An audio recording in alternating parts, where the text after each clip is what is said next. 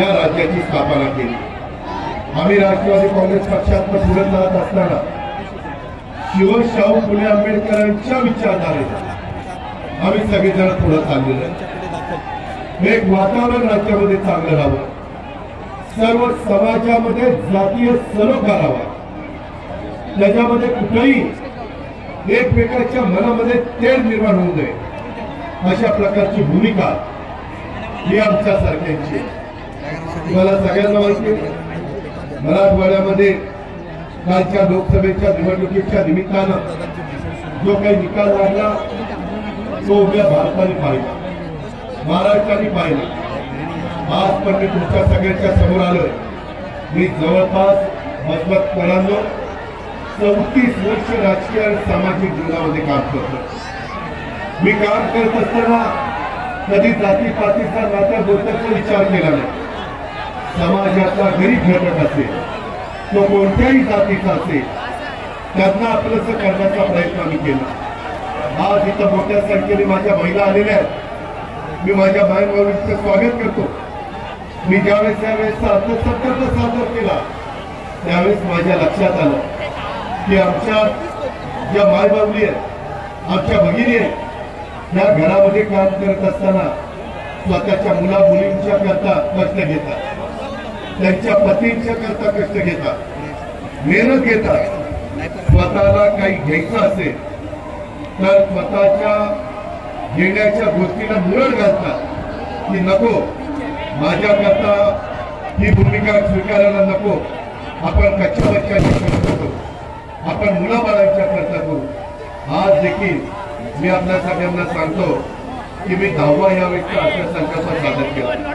हा अर्थसंकल्प सादर करत असताना मी हाच कटाक्षाने विचार केला की माझी पुरपणीला जाणारी बाई आंबेडकर, स्वराज्य जननी जिजाऊ माँसाहेब, क्रांतीज्योती सावित्रीबाई फुले, राजमाता पुण्यश्लोक अहिल्यादेवी होळकर यांना देखील मी विनम्र अशा प्रकारचं अभिवादन करतो।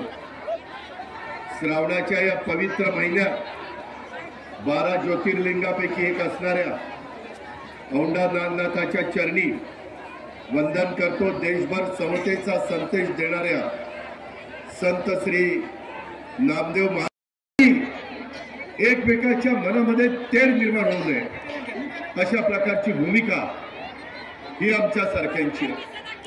तुम्हाला सगळ्यांना माहिती आहे, मराठवाड्यामध्ये कालच्या लोकसभेच्या निवडणुकीच्या निमित्तानं जो काही निकाल लागला तो उभ्या भारताने पाहिला, महाराष्ट्राने पाहिला। आज पण मी तुमच्या सगळ्यांच्या समोर आलोय। मी जवळपास मजबूतपणानं 34 वर्ष राजकीय आणि सामाजिक जीवनामध्ये काम करतो।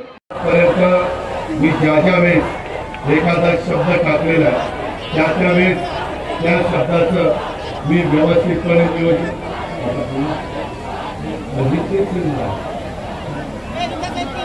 ठीक आहे, हो ठीक आहे, ठीक आहे, ठीक आहे, ठीक आहे, मानतो, एक मिनिट मी मानतो, ठीक आहे, चला।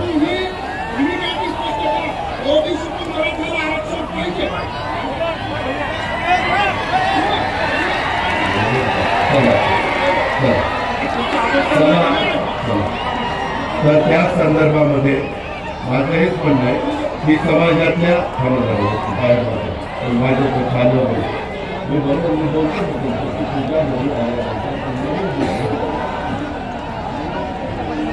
मी तुम्ही बोलतो मला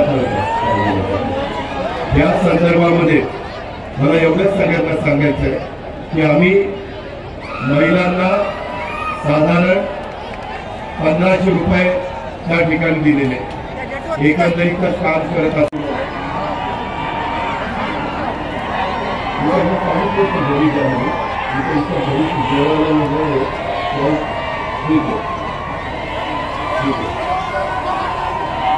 त्या संदर्भामध्ये त्यांनी एक निवेदन दिलेलं आहे। त्या निवेदनामध्ये मी राज्याचा उपमुख्यमंत्री या नात्याने जातीनं लक्ष घालीन एवढा शब्द या निमित्ताने मी आपल्याला देतो।